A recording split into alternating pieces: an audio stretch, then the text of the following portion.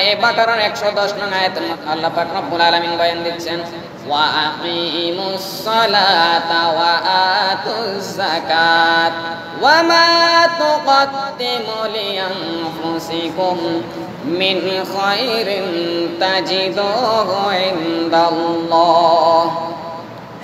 তোমরা নামাজ কায়েম করো। নামাজের পাশাপাশি আল্লাহ রাব্বুল আলামিন প্রত্যেকটি আয়াতের সঙ্গে যাকাতকে অ্যাড করেছেন, যুক্ত করেছেন। নামাজ যেরকম ফরজ ওই রকম যাকাত দেওয়া প্রত্যেক মুসলমানদের জন্য ফরজ। জোরে বলুন সুবহানাল্লাহ। আল্লাহ পাক কাউকে এমন কোনো দায়িত্ব ভার কাজ অর্পণ করেন না যেই দায়িত্ব ওই ব্যক্তি পারবে না।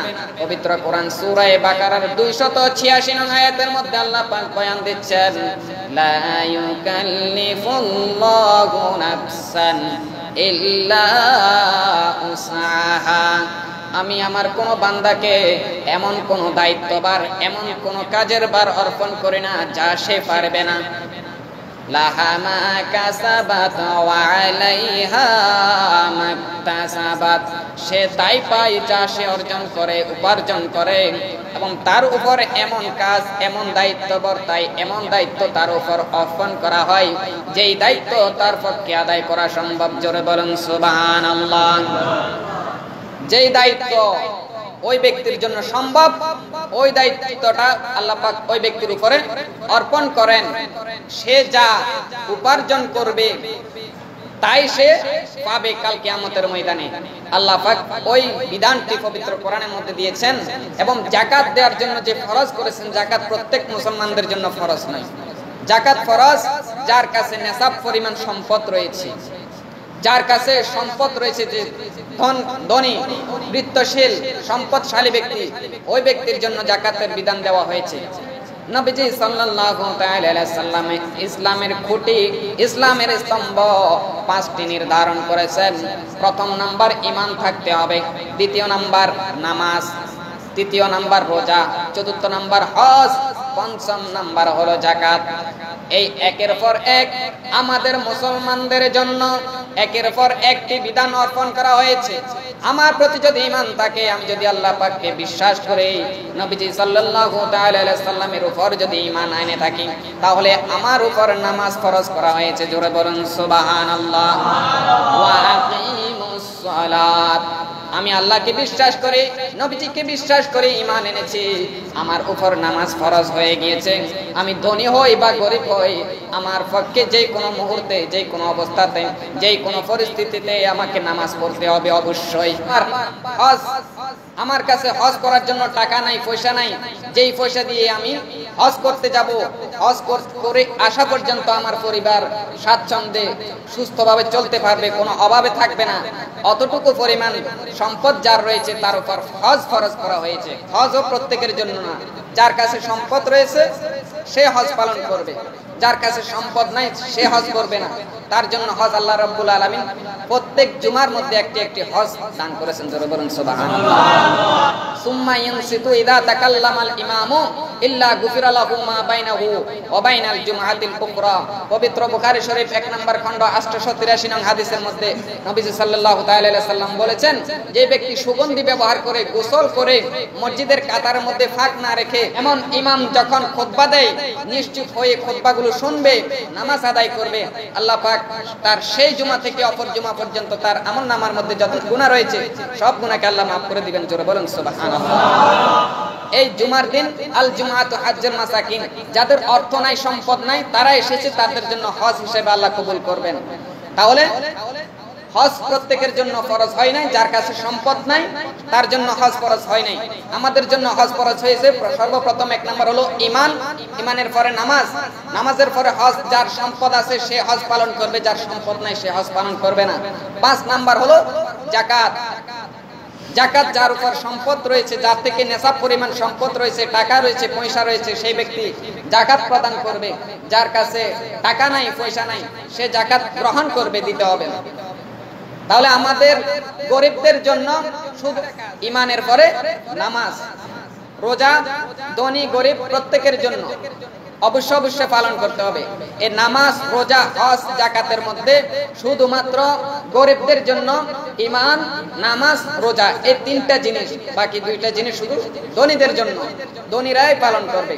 আল্লাহ পাক রব্বুল আলামিন পবিত্র কোরআন সূরা তাওবার 34 নং আয়াতের মধ্যে বয়ান দিচ্ছেন, ওয়াল্লাযীনা ইয়াকনিজুনা আয-যাহাবা ওয়াল ফিদ্দাতা ওয়া লা ইউনফিকুনাহা ফি সাবিলিল্লাহ, যাদের স্বর্ণ রূপা তারা সঞ্চয় করে রেখেছে, ওয়ালা ইউনফিকুনাহা ফি সাবিলিল্লাহ, আল্লাহর রাস্তায় তারা তাদের এই স্বর্ণ রূপার সঞ্চিত সম্পদে যাকাত ব্যয় করে না গরিবের মাঝে, তাদেরকেও নবী আপনি তাদেরকে এমন একটি সুসংবাদ জানিয়ে দিন, ফাবাশশিরহুম বিআযাবিন আলীম, কাল কিয়ামতের ময়দানে তাদের জন্য কঠিন শাস্তি অপেক্ষা করছে। জোরে বলেন নাউযুবিল্লাহ।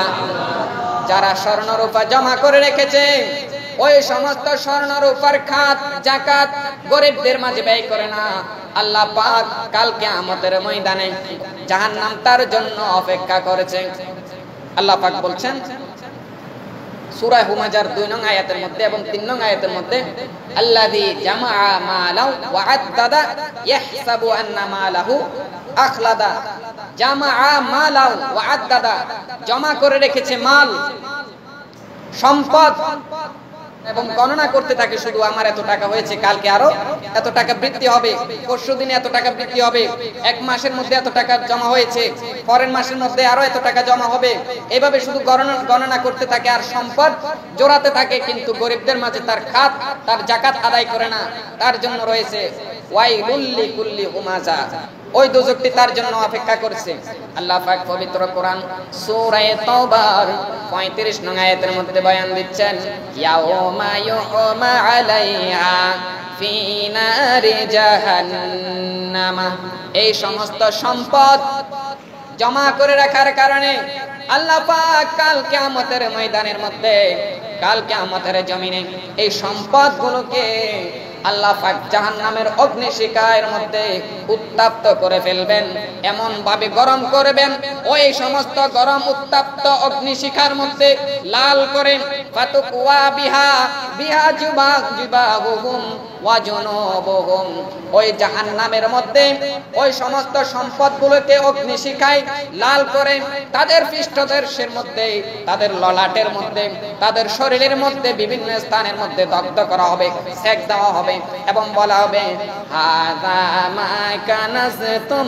লিআনফুসিকুম, এই সমস্ত সম্পদ হলো তোমরা যা দুনিয়ার জমিনের মধ্যে জমা করে রেখে এসেছো, দুনিয়ার জমিনের মধ্যে গরিবদের মাঝে তোমাদের এই সম্পদের যাকাত ব্যয় না করে জমা করে ফেলে রেখে এসেছো, ওই সমস্ত সম্পদকে আজ অগ্নিশিখায় উত্তপ্ত গরম করে তোমাদেরকে সেক দেওয়া হচ্ছে, দগ্ধ করা হচ্ছে। জোরে বলেন নাউযুবিল্লাহ। কাল কিয়ামতের ময়দানে এই সম্পদগুলোর জন্য আল্লাহ পাকের কাছে জবাবদিহি করতে হবে। এই নেশাব পরিমাণ সম্পদ কতটুকু, যার কাছে রূপার তোলা বা 52.5 তোলা রূপা সঞ্চয় রয়েছে, তার উপর যাকাত ফরজ করা হয়েছে। যার কাছে সঞ্চিত দীর্ঘ 1 বছর ধরে 7.5 ভরি স্বর্ণ সঞ্চিত রয়েছে, তার উপর যাকাত ফরজ করা হয়েছে। এবং ওলামায়ে কেরাম এর উপর ব্যাখ্যা দিয়েছেন যে বর্তমানে যার 80 হইতে 1 লক্ষ টাকা ব্যাংকে অথবা তার সঞ্চিত দীর্ঘ 1 বছর ধরে জমা থাকবে, তার উপর নেশাব পরিমাণ সম্পদ হয়ে গিয়েছে এবং তার কাছে যাকাত প্রদান করতে হবে গরিবের মাঝে। এবং এই যাকাতগুলো নিয়ে যাবেন কে? পবিত্র কোরআন সূরা তাওবার 60 নং আয়াতের মধ্যে আল্লাহ পাক বিস্তারিত বলতেছেন, ইন্নামাস সাদাকাতু লিল ফুকারা, যেই সমস্ত ব্যক্তি ফকির, ওয়াল মাসাকিন এবং মিসকিন, ওয়াল আমিলিনা আলাইহা ওয়াল মুআল্লাফাতি কুলুবিহিম বিররিকাব, যে সমস্ত গরিব, মিসকিন, ফকির, ঋণগ্রস্ত ব্যক্তি, যার কাছে কোটি টাকার সম্পদ থাকার পরেও সেই ব্যক্তি হঠাৎ করে এমন পরিস্থিতির শিকার হয়েছে, সে ঋণগ্রস্ত, তার কাছে কোনো টাকা নাই, পয়সা নাই, অথবা চুরি হয়ে গিয়েছে, তখন সে যাকাতের এই টাকাটা গ্রহণ করতে পারবে। যার কাছে, যারা আল্লাহর রাস্তায় জিহাদ করে, যুদ্ধ করে, তো ব্যক্তিদেরকে যাকাত দিতে পারবেন। এবং এই যাকাতটা কতটুকু হিসাব করে দিতে হবে। সুনানে আবু দাউদ শরীফের 1572 নং হাদিসের মধ্যে বলতেছেন, যার কাছে এই নেশাব পরিমাণ সম্পদ থাকবে সে 40 দিরহামের মধ্যে 1 দিরহাম যাকাত দিবে। যার কাছে 200 দিরহাম রয়েছে সে 5 দিরহাম যাকাত দিবে। 100 টাকার 2.5 টাকা, 200 টাকার 5 টাকা।